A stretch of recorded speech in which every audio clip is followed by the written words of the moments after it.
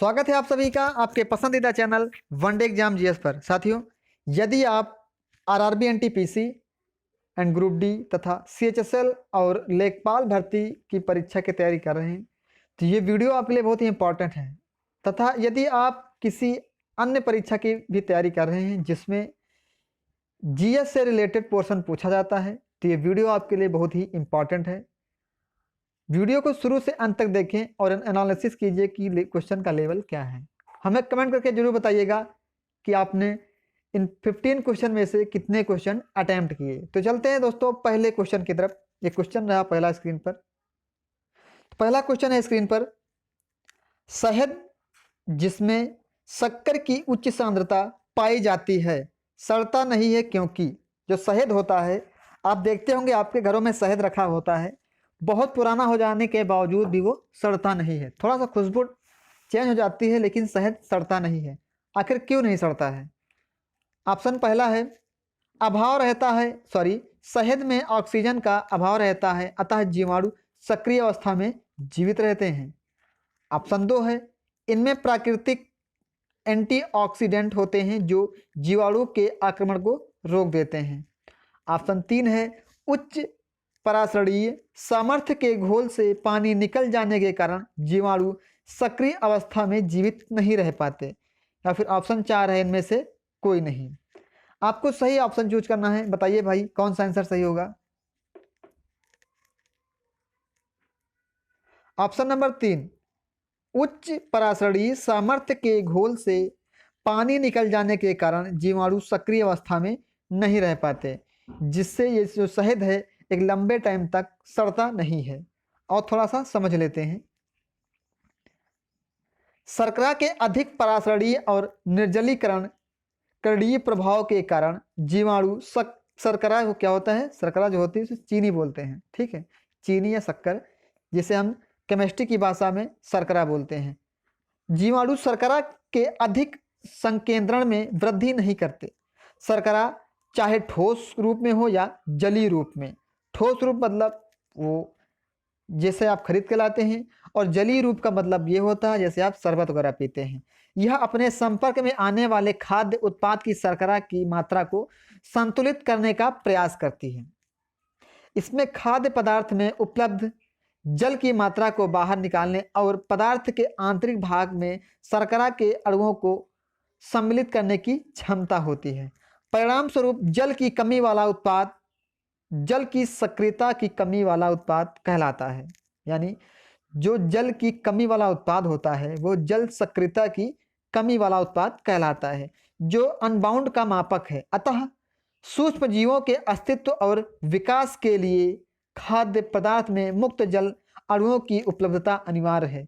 शर्करा के अन्य जीवाणु रोधी प्रक्रमों में जीवाणु की एंजाइम गतिविधि में बाधा डालना और इसके डीएनए की आणविक संरचना को कमजोर करना शामिल है।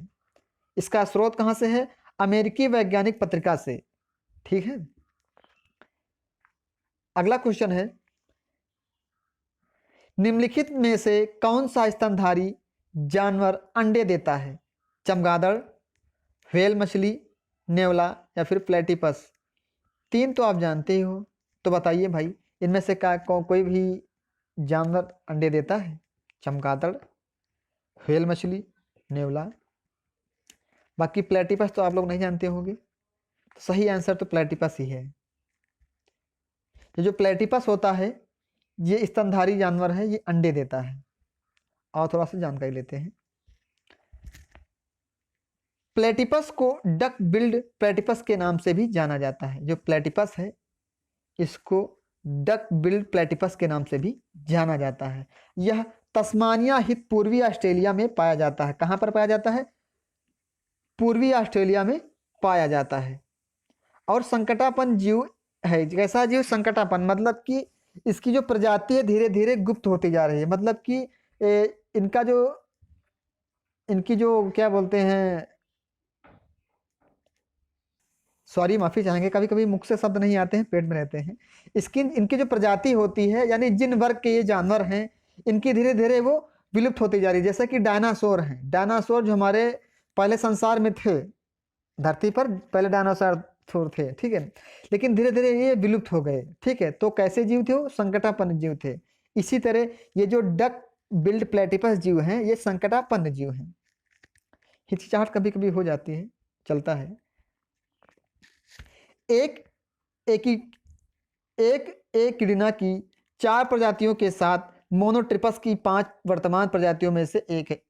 यह एकमात्र स्तनपायी जीव है जो बच्चों को जन्म देने के बजाय अंडे देता है। यानी ये एक ऐसा स्तनपायी प्राणी है। स्तनपायी प्राणी का मतलब जो जीव अपने बच्चों को स्तनपान कराता है। जैसे बच्चे को माँ स्तनपान कराती है, ठीक है, वैसे ही ये स्तनपायी जीव कहलाते हैं। तो ये एक ऐसा जीवधारी है स्तनपायी जो बच्चों को जन्म देने की बजाय अंडे देता है। नेक्स्ट क्वेश्चन है, इबोला शब्द से क्या अभिप्राय है? 4 ऑप्शन है यहाँ पर। पश्चिमी अफ्रीका में एक विषाणु रोग है, ऑप्शन 2 है बांग्लादेश में एक विषाणु रोग प्रकोप है, ऑप्शन 3 है ISIS द्वारा विनाश किया गया सीरिया का एक शहर है, या फिर इनमें से कोई विकल्प नहीं। सही ऑप्शन आपको चूज करना है।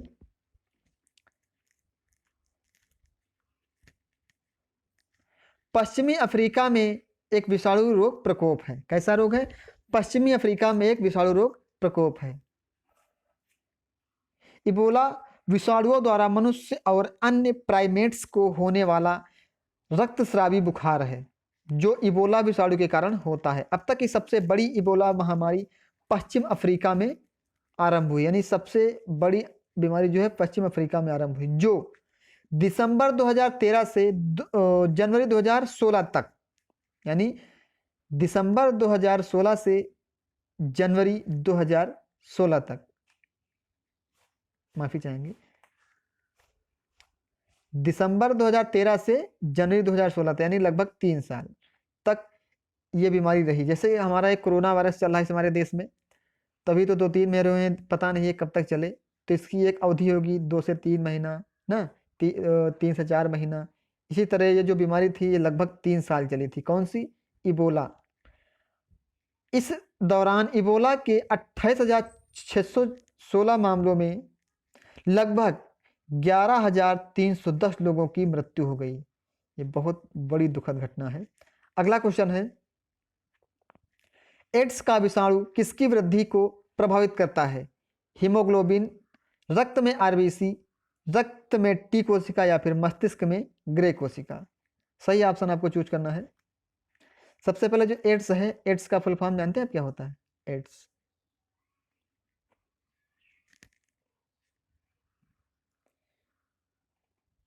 एड्स ए का मतलब होता है एक्वायर्ड इम्यूनो डिफिशियंसी सिंड्रोम। ठीक है, क्या होता है? Acquired immuno deficiency syndrome. ये क्वेश्चन पूछा जाता है कि एड्स का फुल फॉर्म क्या है। सही ऑप्शन यहाँ पर क्या है 19 क्वेश्चन का? 3, रक्त में टी कोशिकाएं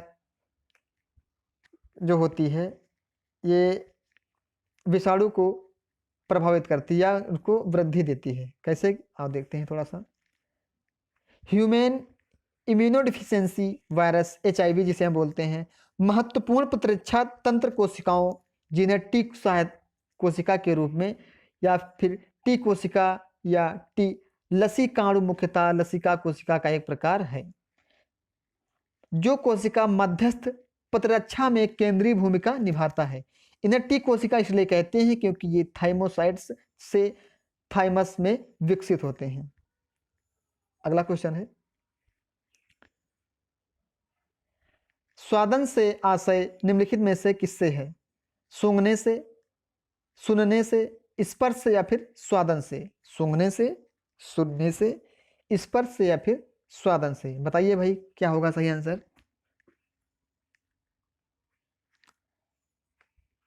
स्वाद से। स्वादन से आशय निम्नलिखित में से किससे है? स्वाद से है। कैसे? स्वादन को प्रायः स्वाद की अनुभूति कहा जाता है। भाई यदि आप नमकीन खाते हैं, बिस्किट खाते हैं, तो एक स्वाद के लिए ही तो खाते हैं। हमारे यहाँ जब शादी विवाह होता है, कोई कहता है पनीर बनाओ, कोई कहता है छोला बनाओ, कोई कहता है सूखी सब्जी। आखिर क्यों? पेट तो भरना ही भरना है, लेकिन वो इसलिए बनाते हैं कि हमारी जीभ को थोड़ा अलग अलग स्वाद पसंद है। मीठा अलग पसंद है, कड़वा अलग पसंद है। इसीलिए तो ये किससे होता है, स्वादन किससे है, स्वाद से है भाई, और स्वाद जीभ से लिया जाता है ना। तो स्वादन को प्रायः स्वाद ही अनुभूति कहा जाता है।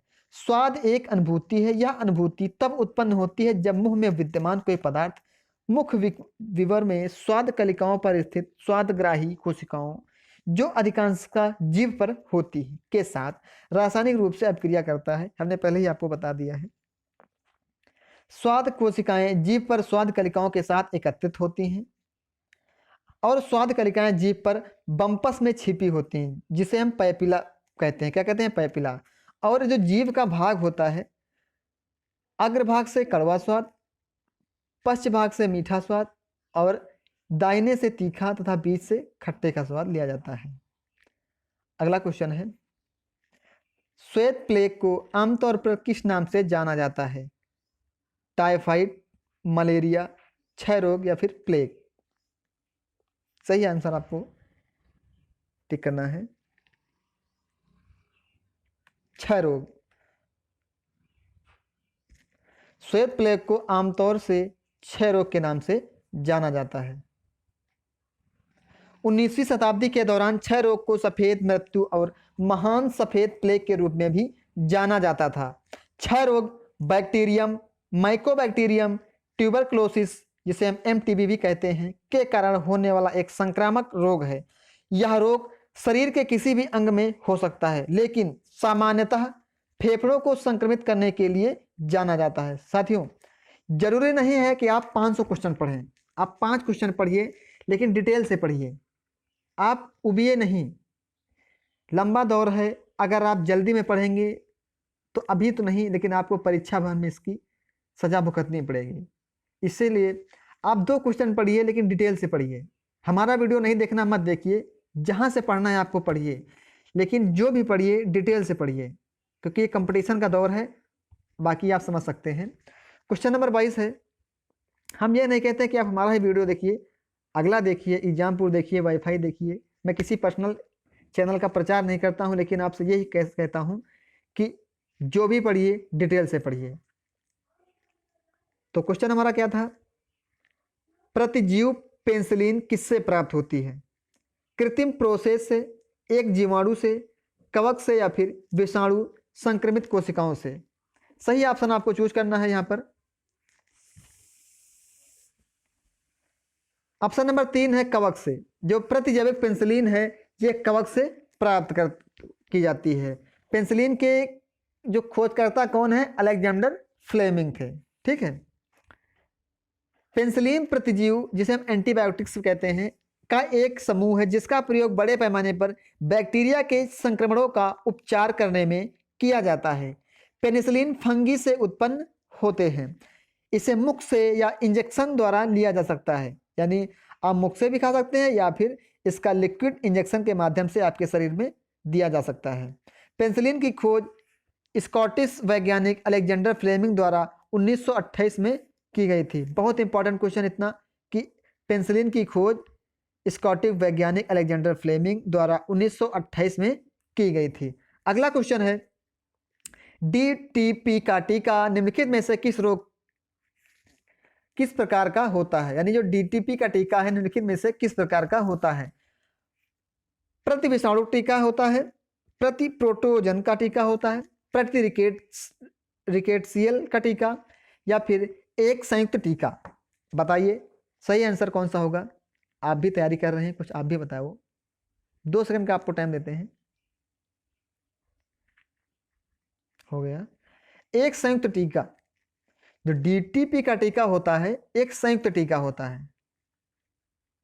डीपीटी मनुष्यों को होने वाले 3 संक्रामक रोगों डिप्थीरिया, कुकर खांसी, टेटनस, डिप्थीरिया, कुकर खांसी और टिटनेस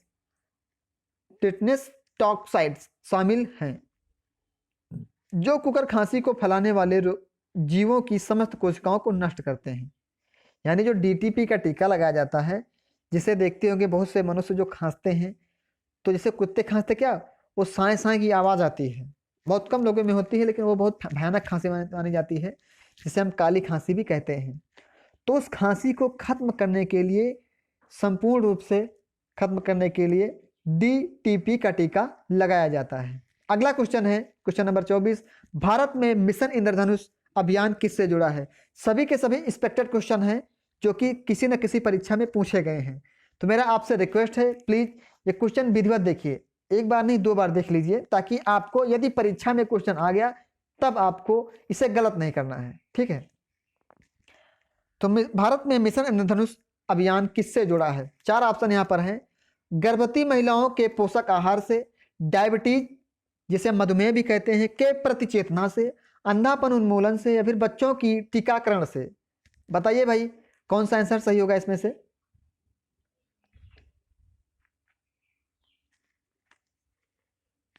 ऑप्शन नंबर 4, बच्चों के टीकाकरण से। बच्चों के टीकाकरण से भारत में जो मिशन इंद्रधनुष है, इसका जो अभ्यास चलाया गया था, जिसको मिशन चलाया गया था, किसके लिए? बच्चों के टीकाकरण से तथा गर्भवती महिलाओं के लिए भी। मिशन इंद्रधनुष भारत में सभी बच्चों की पूर्ण प्रतिरक्षा सुनिश्चित करने के लिए भारत सरकार द्वारा आरंभ की गई एक पहल है। इस पहल का मुख्य उद्देश्य 2 वर्ष की आयु के सभी बच्चों के साथ गर्भवती महिलाओं को टीके द्वारा रोकथाम किए जाने जा सकने योग्य 7 रोगों, डिप्थीरिया, कुकर खांसी, टिटनेस, पोलियो, क्षय रोग, खसरा, हेपेटाइटिस बी के साथ प्रतिरक्षण प्रदान करना था। कैसे? जो मिशन इंद्रधनुष था, इसमें 7 रोग खत्म करने के लिए ये मिशन चलाया गया था। ये कौन कौन से रोग हैं? डिप्थीरिया, कुकर खांसी, टेटनेस, पोलियो, क्षय रोग, खसरा और हेपेटाइटिस। चलते हैं अगले क्वेश्चन की तरफ। वर्णांता हमारे शरीर में किस कोशिका की गड़बड़ी के कारण होती है? श्वेत रुधिर कण, शंख कोशिका, लाल कोशिका या फिर न्यूरॉन? सही आंसर आपको चूज करना है कि वर्णांता हमारे शरीर में किस कोशिका की गड़बड़ी के कारण होती है। अच्छा ये बताइए वर्णांता किसे कहते हैं? आप लोगों के बीच में कुछ लोग रहते होंगे जिन्हें रतौंधी कहते हैं, यानी दिन भर तो उन्हें दिखाई देगा, दिन में उन्हें कोई दिक्कत नहीं होगी, शाम के वक्त उन्हें धुंधला सा दिखाई पड़ता है, या वो अगर रास्ते में भटक गए हैं तो अपने घर को जाने में असमर्थ हो जाते हैं जब तक किसी दूसरे व्यक्ति का उन्हें सहारा नहीं मिलता है। वो लाल और पीले रंग में सही अंतर नहीं कर पाते हैं कि ये लाल रंग है या पीला रंग है। इस रोग की कमी को ही हम वर्णांता कहते हैं। तो हम भाई देखते कहां से हैं? जब देखते हैं तो आंखों से देखते हैं। तो सीधी सी बात है, इसमें ऑप्शन कौन सा होगा बताइए? शंकु कोशिका। कौन सी? शंकु कोशिका। वर्ण दृश्य अपूर्णता को सामान्यतः वर्णांता के रूप में जाना जाता है। जो रेटिना जो है हमारा आंखों का एक भाग है, में कौन कोशिकाओं की अनुपस्थिति या अप्रक्रिया के परिणाम स्वरूप होता है? कौन कोशिकाएं मनुष्य की आंखों की रेटिना में पाई जाने वाली 3 प्रकार की प्रकाशग्राही कोशिकाओं में से एक हैं, जो वर्ण दृश्य के लिए उत्तरदायी हैं और सापेक्षिक चमकीले प्रकाश में बेहतर कार्य करती हैं। वर्णांता की स्थिति तब उत्पन्न होती है जब एक या अधिक कोण कोशिकाएं अनुपस्थित हों, कार्य करने में असमर्थ हो या फिर सामान्य की तुलना में भिन्न वर्ण की पहचान करते हों। ठीक है। अच्छा, आप लोग जो जानते होंगे कि जो लोग कहते हैं ना नेत्रदान जो किया जाता है, तो उसमें आंखों का कौन सा भाग नेत्रदान किया जाता है? कमेंट करके बताइए आप जरा। जो लोग नेत्रदान करते हैं वो आंखों का कौन सा भाग नेत्रदान करते हैं? कॉर्निया। कौन सा भाग? कॉर्निया। ठीक है। क्वेश्चन नंबर 26 है, मनुष्यों में निम्नलिखित में से कौन सा आपातकालीन हार्मोन है? वेरी वेरी इंपॉर्टेंट क्वेश्चन है, ये बहुत बार पूछा जा चुका है, तो इसको प्लीज 2 से 3 बार देख लीजिएगा ताकि परीक्षा भवन में इसे जरूर गलत ना करें। ठीक है। ऑप्शन ए है thyroxine, insulin hormone, adrenaline hormone या फिर प्रोजेस्टेरोन हार्मोन। बताओ। ऑप्शन नंबर 3 है एड्रेनलिन। कौन सा? एड्रेनलिन है, जिसे हम आपातकालीन हार्मोन कहते हैं।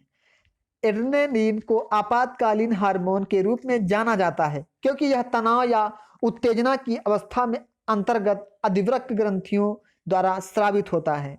यह शरीर की तनाव प्रतिक्रिया का भी भाग है, जिसे संघर्ष या पलायन प्रतिक्रिया भी कहते हैं। एड्रेनलिन शरीर में निम्नलिखित विभिन्न कार्यों को निष्पादित करता है। इसमें 3 पॉइंट हैं। पहला पॉइंट है मांसपेशी और मस्तिष्क के लिए ऑक्सीजन और ग्लूकोज की आपूर्ति में वृद्धि करना। यानी इसका पहला भाग क्या है? मांसपेशियों और मस्तिष्क में ऑक्सीजन तथा ग्लूकोज की आपूर्ति करना। पॉइंट नंबर 2 है हृदय गति और हृदय द्वारा प्रति धड़कन पंप होने वाले रक्त की मात्रा में वृद्धि करना। ये हमारे जो हृदय होता है ना, धक धक बोलता है, ये पंप करता है, ये खून का पंप करता है। ठीक है, तो ये इसी का कार्य है। किसका? ये आपातकालीन हार्मोन का। ऑप्शन नंबर 3 है वायु मार्ग को विस्तृत करता है और रक्त वाहिकाओं को संकुचित करता है। यानी हम जो श्वास लेते हैं तो इसकी वाहिकाओं को अलग करता है तथा रक्त वाहिकाओं को अलग करता है। अगला क्वेश्चन है क्वेश्चन नंबर 27। झिल्लीदार गर्दन, जिसे हम प्लेट नेक कहते हैं, किसका अभिलक्षण है? डाउन्स संलक्षण, टर्नर संलक्षण, क्लाइन फेल्टर संलक्षण या फिर कीदू चेट संलक्षण। बताइए, बहुत इंपॉर्टेंट क्वेश्चन है सभी के सभी, जो कि आपको बहुत ही कम देखने को मिलते होंगे। तो बताइए भाई, इसमें का सही आंसर कौन सा होगा? आंसर नंबर 2 टर्नर संलक्षण। झिल्लीदार गर्दन जो है ये टर्नर संलक्षण का अभिलक्षण है। वेब्ड नेक या पेरिजियम कॉली डिफॉर्मिटी एक जन्मजात त्वचा रोग है। कैसा रोग है? जन्मजात त्वचा रोग है। यानी जब बच्चा पैदा होता है उसी के साथ ही वो रोग लेके आता है। ठीक है, सीधी सी बात, इसी समझिए आप। जो गर्दन के साथ कंधों को संक्रमित करता है। यह टर्नर सिंड्रोम और नूनन सिंड्रोम के साथ दुर्लभ क्लिपेल-फेल सिंड्रोम का एक लक्षण है। कैसा? दुर्लभ क्लिपेल-फेल या सिंड्रोम का एक लक्षण है। टर्नर सिंड्रोम वह अवस्था है जिसमें किसी महिला में आंशिक का पूर्ण रूप से एक एक्स गुणसूत्र नहीं होता है। अगला क्वेश्चन है लेप्टोस्पाइरोसिस एक रोग है जो निम्नलिखित में से किससे होता है? विषाणु, कवक, प्रोटोजोआ, इनमें से कोई नहीं। बताओ भाई, 3 सेकंड है आपके लिए।